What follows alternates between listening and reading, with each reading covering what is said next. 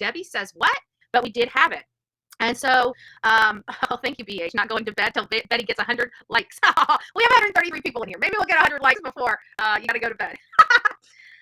So as Bryan Kohberger's name started, we started realizing who he was. The good news is when he was when his name was brought up, Olivia and I were actually in Moscow, Idaho, at the moment that this all happened. Like we're literally in front of 1122 King Road. Our phones are blowing up at this moment. We're just there to watch the cleaning crew come in and set up, and that was going to be our show, is watching what the cleaning crew was doing. The cleaning crew was coming out that day.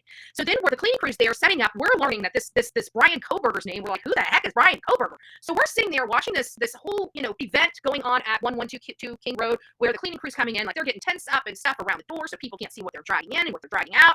And then we're hearing this name. We're kind of distracted and trying to hear this name. We turn around and the cars are all leaving. The cleaning crew is leaving. We're like, what in the world is going on? Like, we're finding out about this Bryan Kohberger. The house is supposed to be being cleaned out. Now we don't know who this Bryan Kohberger is. The cleaning crew is leaving. What in the world is going on here in Moscow, Idaho? Then we start doing our research. Our people, we're live. Olivia and I are both live. People are just, beating us with some information, telling us to get over to the Steptoe Apartments. That's where he's at.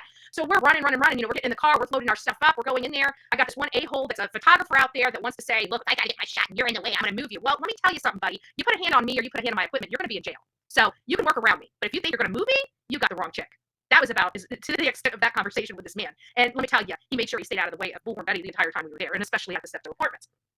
But that's how I roll when people think they're going to manhandle me. So I don't think he was expecting that. He was just thinking we're some YouTubers out there with no names, and he had no idea that we have more following than even he does. So sorry, Charlie. That's not the way you start a good working relationship with me. But after developing that, we start learning, we start hearing about the Brett Payne affidavit, right? We start reading through this Brett Payne affidavit. And there's a lot of stuff that we kind of glossed over when we first got the Brett Payne affidavit. And what do I mean glossed over? Well, because I think we were all in such shock that Dylan Mortensen had seen the assailant that we got distracted on other things that were inside that Brett Payne affidavit. But that's okay, because even when we don't read or we gloss over or we don't think a point is important, we have mainstream media to make sure they pick everything apart, because they are no different than social media, right? They've got to get their clicks and views as well and make their money through their advertisement, right? I mean, they do. So they take every little thing and make an article about it. They have a great craft of doing that. And so it is no surprise to us to hear that, back on January 5th, that there was a New York Post article, right?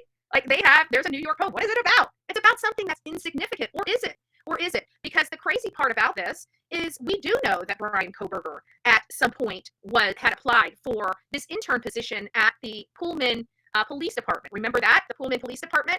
But nobody really had a whole lot of information on the Pullman Police Department, the internship, the application process, what happened. All they knew is that he applied for this and that there was an affidavit that stated so.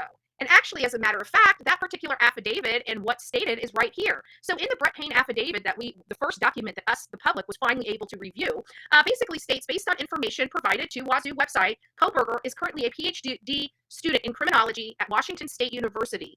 Pursuant to records provided by a member of the interview panel for the Pullman Police Department, we learned that Bryan Kohberger's past education included undergraduate degree in psychology and cloud-based forensics. These records also showed Kohberger wrote an essay when he applied for an internship with the Pullman Police Department in the fall of 2022.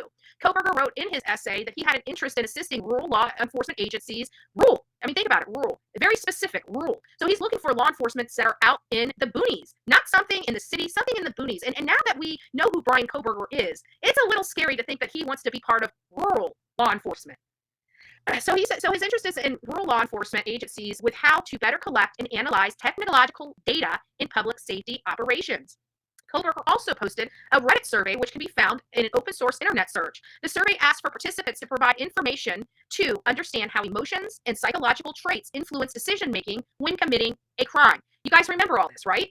So when we go back to the New York Post, and I kind of reviewed most of this stuff myself, and they kind of left it there. It seems like once they knew that he tried to intern for the Washington State Police Department, they just kind of let that portion of the conversation go. They never looked really too much further into this.